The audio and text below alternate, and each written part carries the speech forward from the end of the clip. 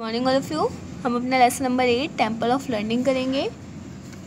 इसमें हमने यहाँ तक कर लिया था, अब हम आगे करेंगे। I was accuse of lying that really upset me. There was no way for me to prove my innocence. I cried in deep anguish. I saw that a man of truth must also be a man of care. This was the first and last instance of my carelessness in school. इसके बाद क्या बोलते हैं ये कि I was accused of lying. इन्हें झूठ बोलना पसंद नहीं था, इसी वजह से बहुत ज़्यादा अपसेट हुए, उदास हुए, क्योंकि इनके पास कोई रास्ता नहीं था अपनी इनोसेंस, अपनी सच्चाई को प्रूव करने का।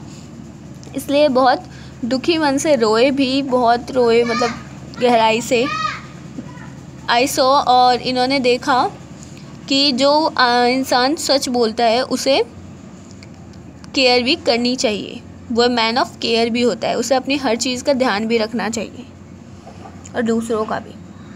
दिस वॉन्ट्स, और ये इनका पहला और आखिरी इंसिडेंट था, घटना थी इनके केयरलेसनेस की, इनके स्कूल में इनकी, मतलब कि फिर इन्होंने कभी भी ऐसी लापरवाही स्कूल में नहीं दिखाई।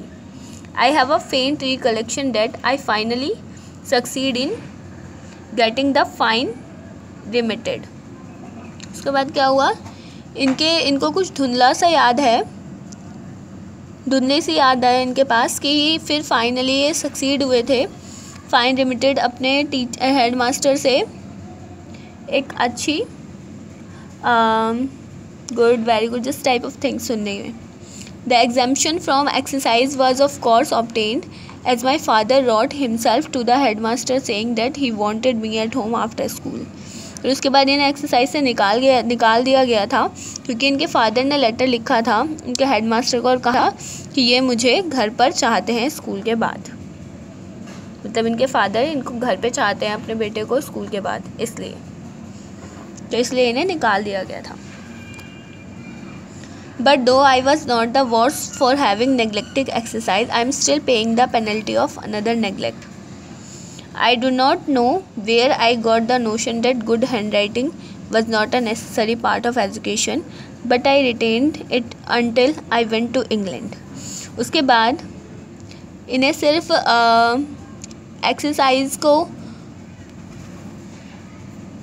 एक्सरसाइज ही उनको सिर्फ घटिया नहीं लगती थी। इन्हें एक और बात जिनकी वजह से इन्हें बहुत ज़्यादा बुरा लगा था, वो ये थी कि जब ये इंग्लैंड गए थे तो उससे पहले, मतलब यहीं पे इनकी परसेप्शन बनी थी कि जिनकी गुड हैंड राइटिंग का कोई भी लेना देना नहीं होता एजुकेशन से, हमारी नॉलेज से।